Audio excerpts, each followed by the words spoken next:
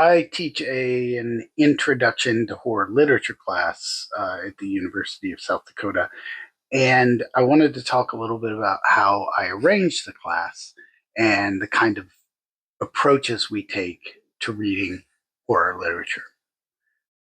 I base my course on a interdisciplinary approach where we read articles on philosophy.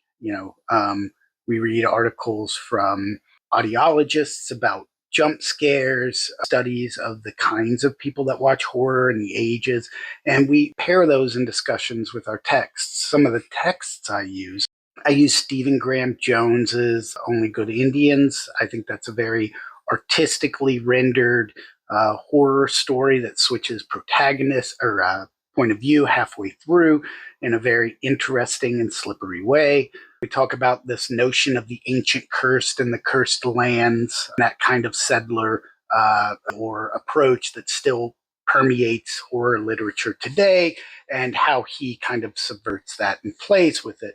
I teach Hellbound Heart by Clive Barker, and we talk about queer and queer cinema and queer horror in particularly. This semester, I am teaching Closer, and we're talking about literary horror and approaches to literary horror. I always put The Exorcist in there, and even though you do have some problems with the text and the author's sort of politics, find that that book is really well crafted, gives a very interesting way to talk about Kristeva's notions of the abject and liminal in literature from her Powers of Horror book. Kind of always pair my books with philosophical or critical texts where we can use those texts to discuss what's going on in both books and film. The films I show, The Orphanage, and I adore that film. It's a film that kind of scares you and then breaks your heart at the end. And we talk about neglect of children in orphanages around the world.